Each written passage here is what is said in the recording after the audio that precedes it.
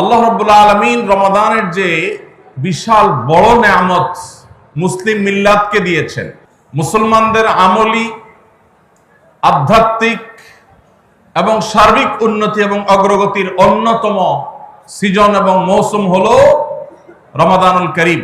শাবান মাস শুরু হওয়ার মধ্য দিয়ে রমাদানের সেই দিন গণনা যেহেতু শুরু হয়েছে, এজন্য আমরা আজ সার্থক রমাদানের 11টি পূর্ব প্রস্তুতি নিয়ে কথা বলবো ইনশাআল্লাহ তাআলা। আল্লাহ সুবহানাহু ওয়া তাআলা কোরআনে কারীমে বলেছেন, ওয়ালাউ আরাদুল খুরুজ লা আ'আদ্দু লাহু উদ্দাহ। কিছু লোক নবী করিম সাল্লাল্লাহু আলাইহি সাল্লাম যখন তাবুকের যুদ্ধে অংশগ্রহণ করবার জন্য ডাক দিয়েছিলেন, তারা সেই যুদ্ধে শামিল না হয়ে মদিনায় অবস্থান করেছিল।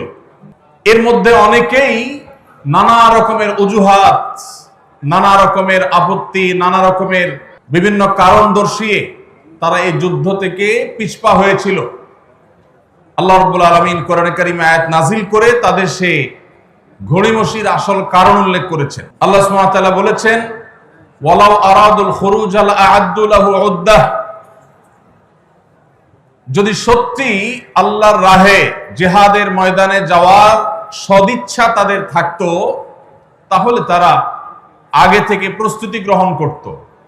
যারা নানা রকম অজুহাত দাঁড় করাচ্ছে, এদের আসলে তাবুকের জিহাদে শামিল হওয়ার সেই সদিচ্ছাই ছিল না। যদি সদিচ্ছা থাকতো, আগে থেকে তারা প্ল্যান, প্রোগ্রাম, পরিকল্পনা সেগুলো তারা করত। ঠিক একই ভাবে রমজান মাসের যে ইবাদতের বিশাল বড় অপার সম্ভাবনা আমাদেরকে দান করেছেন, এই সম্ভাবনাকে কাজে লাগাতে হলে তার জন্য যথাযথ প্রস্তুতি গ্রহণ করা জরুরি। আমাদের দেশে বেশিরভাগ মুসলমান রমাদান মাস আসলে আমরা কম বেশি নেকামলের চেষ্টা করি, কিন্তু রমাদানের অনেক আগে থেকে যে আমাদের যথাযথ পূর্ব প্রস্তুতি গ্রহণ করার কথা, দুর্ভাগ্যজনকভাবে সেই প্রস্তুতি যথাযথভাবে আমরা বেশিরভাগ লোক গ্রহণ করি না। যার ফলে রমাদান আসে, রমাদান চলে যায়, আবার রমাদান মাস আসে, আবার চলে যায়। আমাদের তেমন কোনো পরিবর্তন হয় না, আমাদের মধ্যে তেমন কোনো চেঞ্জ আসে না, আমাদের জীবনের ভিতরে তেমন কোনো দৃশ্যমান পরিবর্তন চোখে পড়ে না।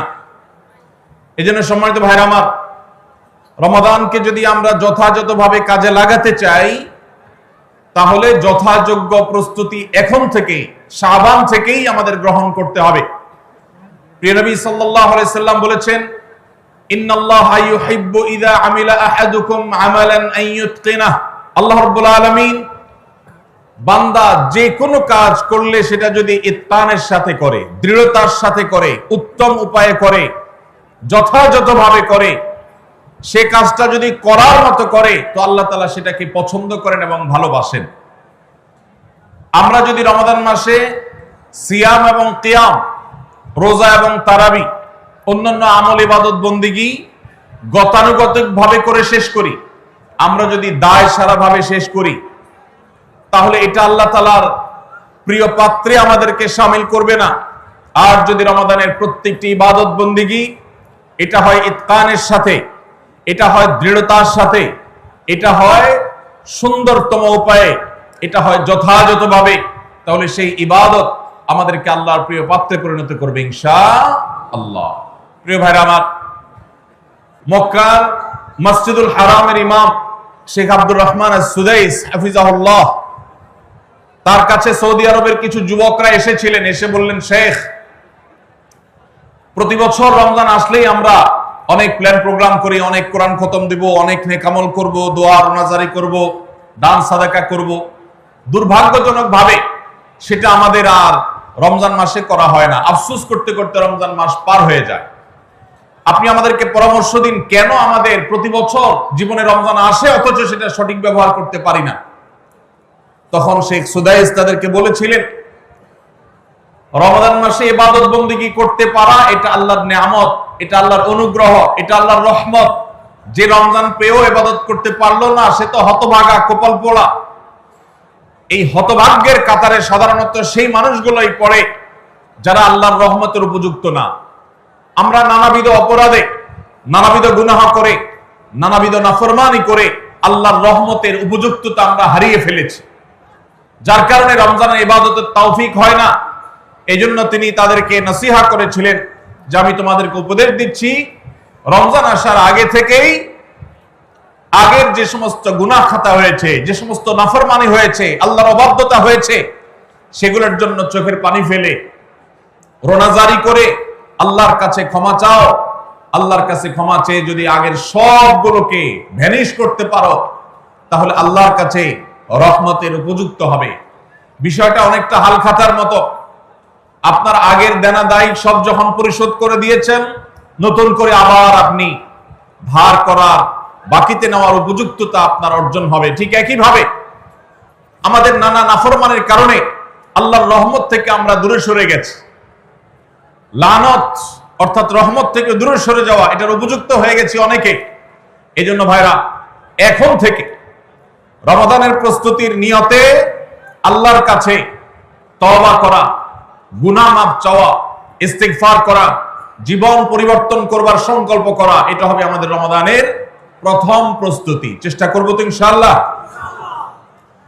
প্রতিদিন যখনই তৌফিক হয় আল্লাহর সাথে একটু কথা বলবেন, আল্লাহ আমার সমস্ত গুনাহগুলো মাফ করে দিন, আমার নাফরমানি মাফ করে দিন, আমাকে আপনি ক্ষমা করে দিন। আমি যদি আপনার রহমতের জন্য কোনো কারণে অনুপযুক্ত হয়ে যাই, আমার কোনো বদবখতির কারণে, আমার কোনো কৃতকর্মের কারণে, তো আপনি সেগুলো মাফ করে দিন। এই যে দোয়া, এই দোয়া আপনাকে রমাদানে আল্লাহর ইবাদত বন্দেগী করার, আল্লাহর কাছে রোনাজারি করার, আল্লাহর কাছে ভালো আমল নিবেদন করার যে তৌফিক, এটার উপযুক্ত করে দিবে ইনশাআল্লাহ। তাহলে রমাদানের প্রস্তুতির প্রথমটি আমরা পেয়ে গেলাম, সেটা হলো আগের গুনাহ খাতাগুলো থেকে ইস্তিগফার করা, তওবা করা, ফিরে আসা। এর মধ্য দিয়ে রমাদানে ইবাদতের জন্য নিজেকে প্রস্তুত করব ইনশাআল্লাহ। চেষ্টা করা যাবে না ইনশাআল্লাহ? নাম্বার 2, দ্বিতীয় প্রস্তুতি হলো রমাদান মাসে আল্লাহ রাব্বুল আলামিন এই মাসের যে ফজিলত বর্ণনা করেছে, কোরআন এবং হাদিস সম্পর্কে যাদের মৌলিক ধারণা আছে, হাদিসে রাসূল সম্পর্কে যাদের একটু ঘাটাঘাটিও আছে, তারা জানেন 2-3টা আমল সম্পর্কে কোরআন এবং সুন্নাহ সবচেয়ে বেশি সংখ্যক ভাষ্য বর্ণিত হয়েছে। সবচেয়ে বেশি সংখ্যক। এত ফজিলতের, এত তাৎপর্যের, এত মর্যাদার হাদিস আর অন্য আমল সম্পর্কে সাধারণত দেখা যায় না। সেই কয়েকটি আমল যেগুলোর ফজিলত বিপুল পরিমাণ, যেগুলোর ফজিলত সম্পর্কিত হাদিসের সংখ্যা অনেক, সেই রকম আমলগুলোর মধ্যে থেকে অন্যতম আমল হলো এই রমাদান কেন্দ্রিক আমল, সিয়াম, রোজা, এগুলোর ফজিলত। তো আমাদের রমাদান কেন্দ্রিক প্রস্তুতি হিসাবে দ্বিতীয়ত যে কাজটি আমরা করতে পারি, সেটি হলো এখন থেকেই রমাদান মাসের কি কি ফজিলত আছে, সিয়াম সাধনার কি কি ফজিলত আছে, রমাদানের কি কি আমল আছে, বিশেষ করে ফজিলত এবং মর্যাদার কথাগুলো আলোচনা শুরু করা। এখন থেকে বাসা বাড়িতে গোল হয়ে কোন নির্দিষ্ট বইকে কেন্দ্র করে পাঠ চক্র হতে পারে, গ্রুপ স্টাডি হতে পারে, পর্যালোচনা হতে পারে যে রমাদান মাসের কি কি মাহাত্ম্য আছে। এক একজন এক একটা বললেন। এই আলোচনা পর্যালোচনার মধ্য দিয়ে মনোজগতে রমাদানের জন্য এক ধরনের প্রস্তুতি, এক ধরনের আবহ তৈরি হবে ইনশাআল্লাহ।